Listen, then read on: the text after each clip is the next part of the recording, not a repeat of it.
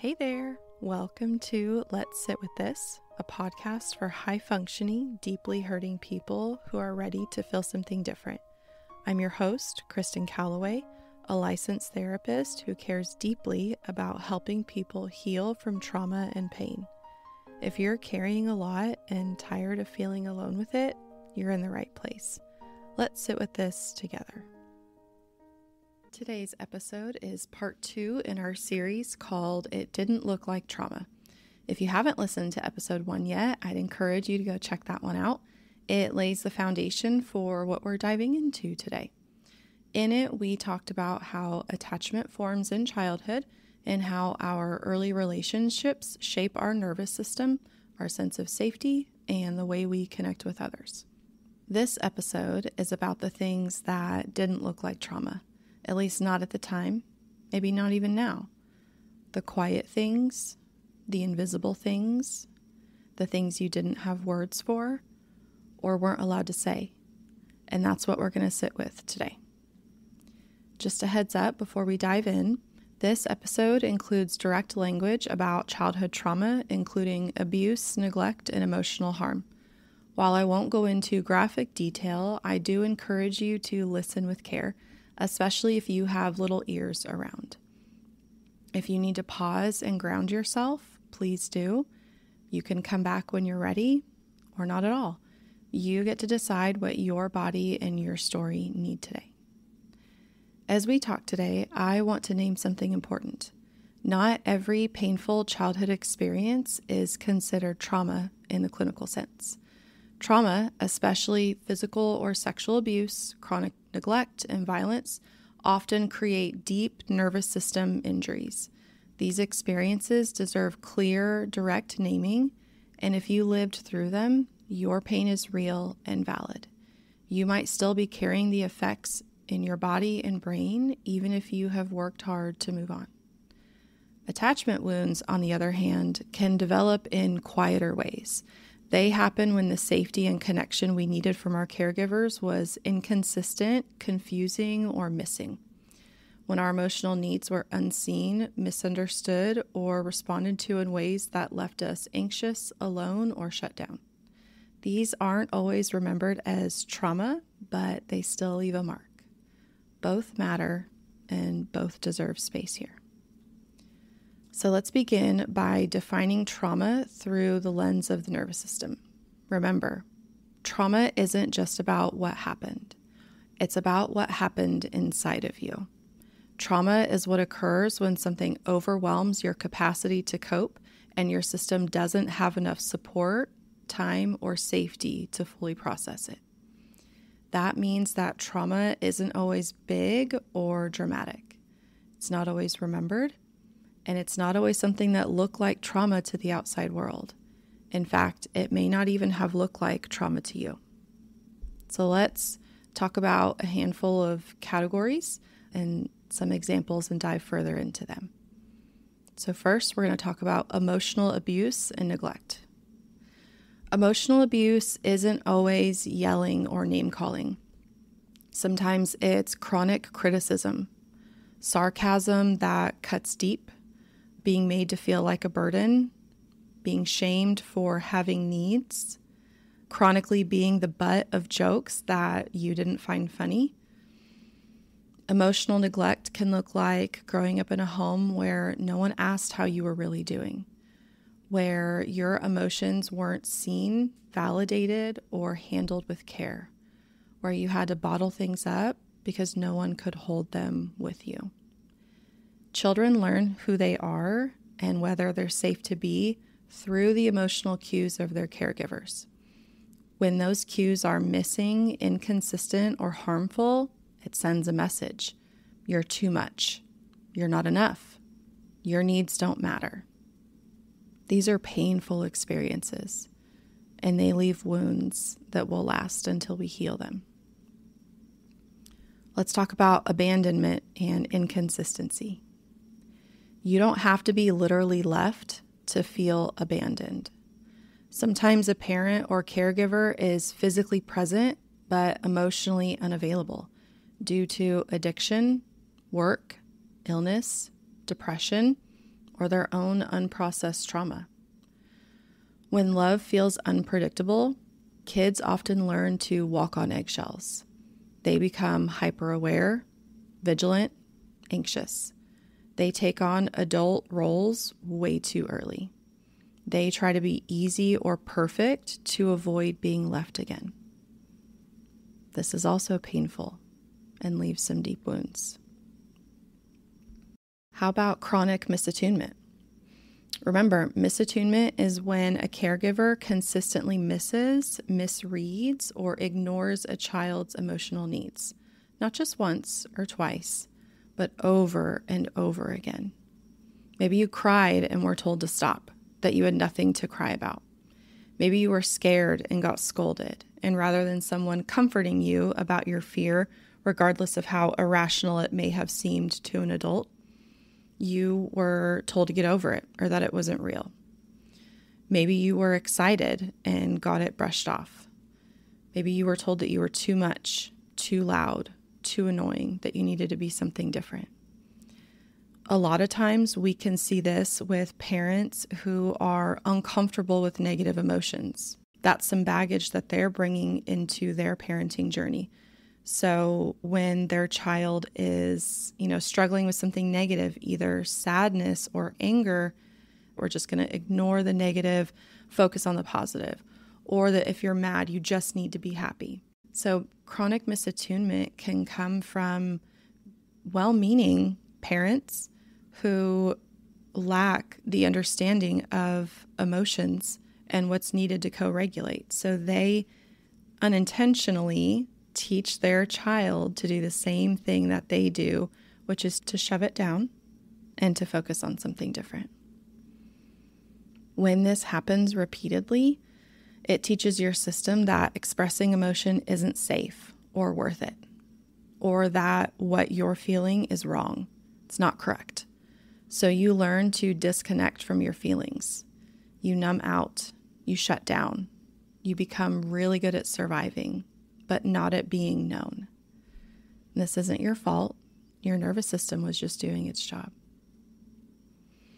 Let's talk about when caregivers carry their own pain into their parenting journey and how they cope. So sometimes the people raising us are living with depression, anxiety, trauma, addiction, or codependency.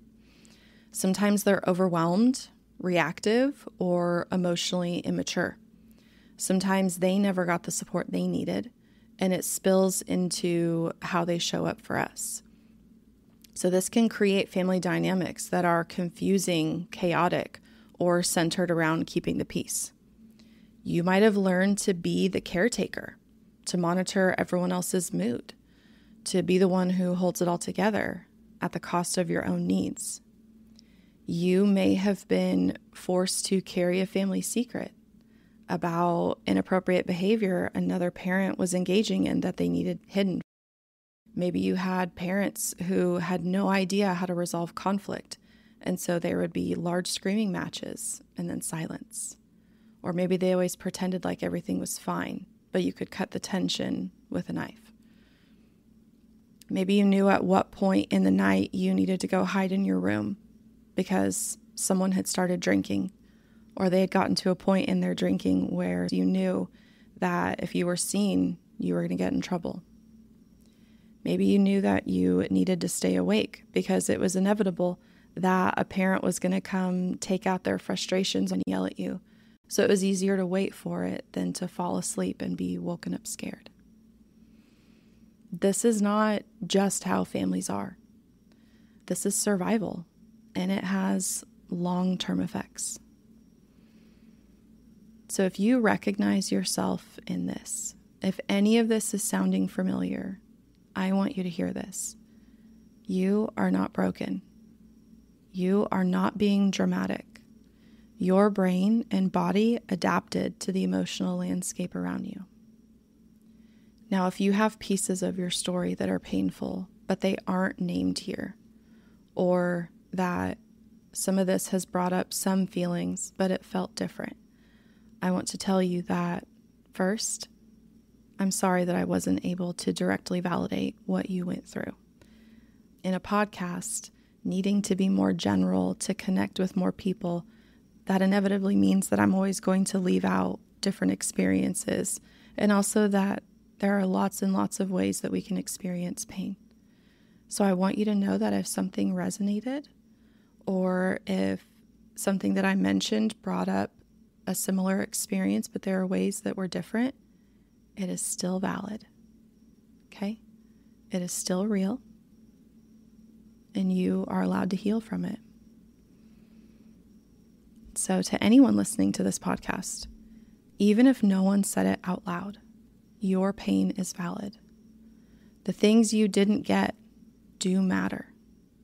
The needs that you had as a child, not the wants, the needs that you needed from your caregivers, the stability, the love and affection and care, the general calmness, the parent intentionally trying to understand what's going on. You needed that. The good news is these patterns can be named, understood, and healed. Now, these wounds are going to affect our attachment. So when early wounds go unseen or unaddressed, they don't disappear. We like to think that there is a rug that we can sweep everything under that has a black hole underneath and it just goes away. We think that if we are no longer in that same environment, if we no longer have a relationship with that person has passed away, if that person has changed, right, as you've grown and they act different, that if we don't think about it, if we stop remembering it, then it must not bother us anymore. We must be fine. So they don't disappear. They show up in adulthood, especially in relationships. So you might cling to closeness and fear abandonment. Remember, that's anxious attachment. You may pull away when things get vulnerable, avoidant attachment. You may desperately crave that connection, but also forcefully push it away, where we see that disorganized attachment. You may see it showing up in your parenting, either that dealing with their emotions are really, really hard for you, that maybe you're even reacting in some of the ways that your parents did with you, and that hurts your heart. I know. Even if your life is safe now, your nervous system is still expecting something different because that's what it learned. Remember, when we experience real or perceived threats to our sense of physical or emotional safety, our brain stores those until we deal with them. It saves them. So even if your life is safe now, you might still fear losing everything, even when things are stable. You might worry people dislike you, even when they've shown care. You might brace for disappointment, even when you're deeply loved. You may only know relationships in the context of chaos or conflict, and mistake a calm, regulated partner as that eerie sense of calm before a storm. So when we start to name old pain, especially the quieter kind, it's very common to dismiss it right after. You might find yourself saying things like, "It wasn't that bad. Other people had it worse.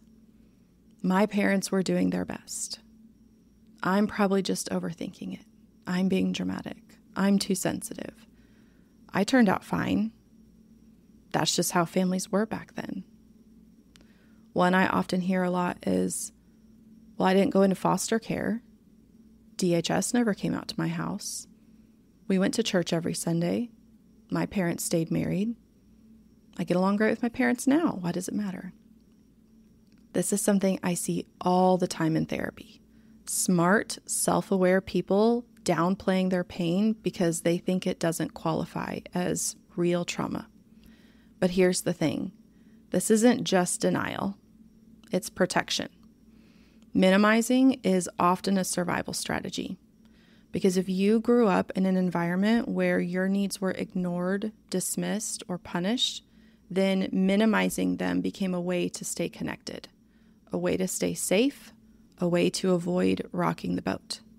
You learned that if I make a big deal out of this, I'll lose connection with that person. If I speak up, I might be told that I'm wrong. I might be punished. If I act like it didn't matter, then maybe it won't hurt so much.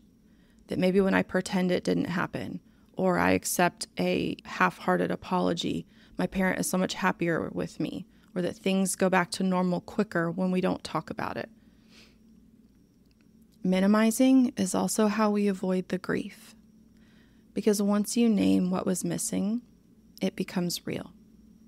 And if it's real, you might have to feel the sadness, anger, rage, or loneliness that comes with it.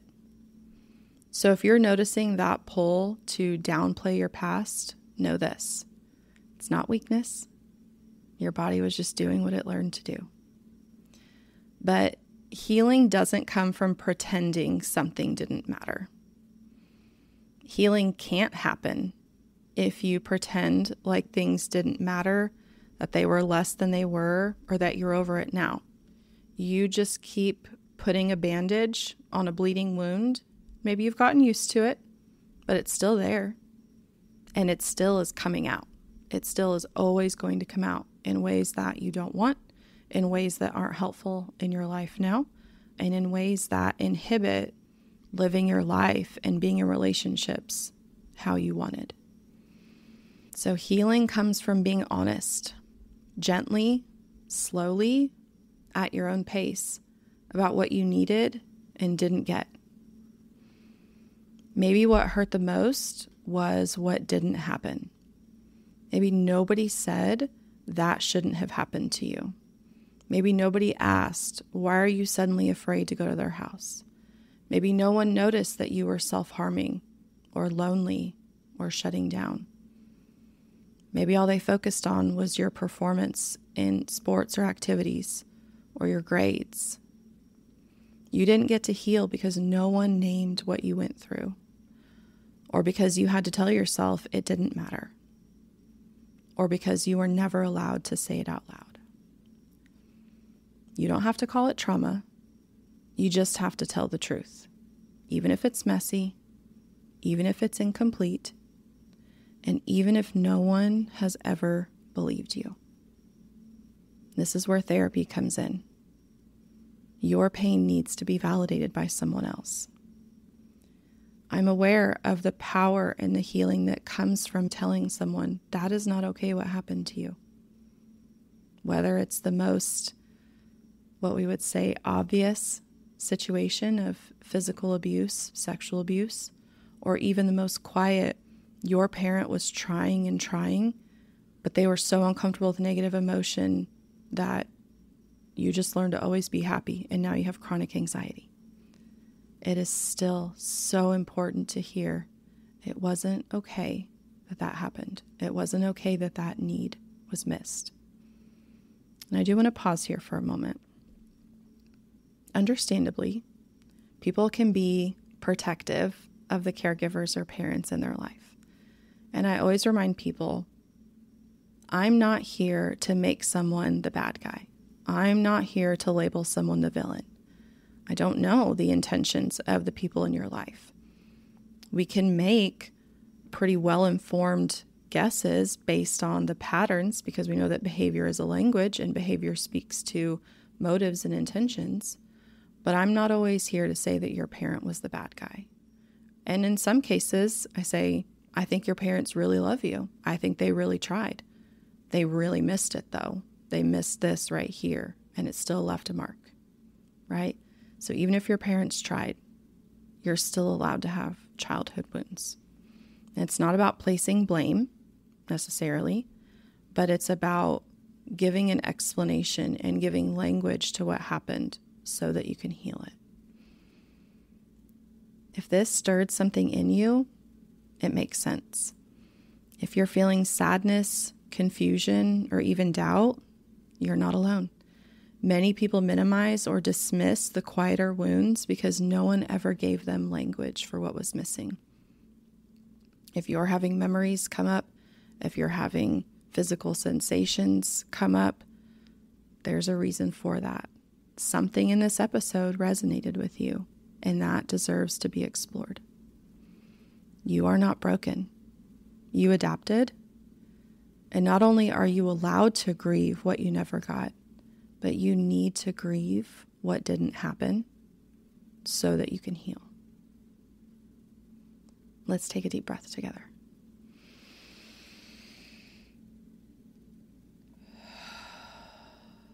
Good.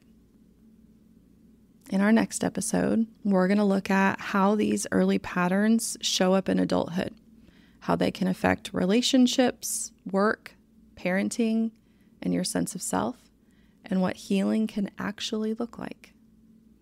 Thank you for sitting with this today. I'm so grateful and I'm so proud of you that you made space for yourself and you considered that maybe there are some quiet things that are still bothering you. And remember, you don't have to do this alone. Come back whenever you need to.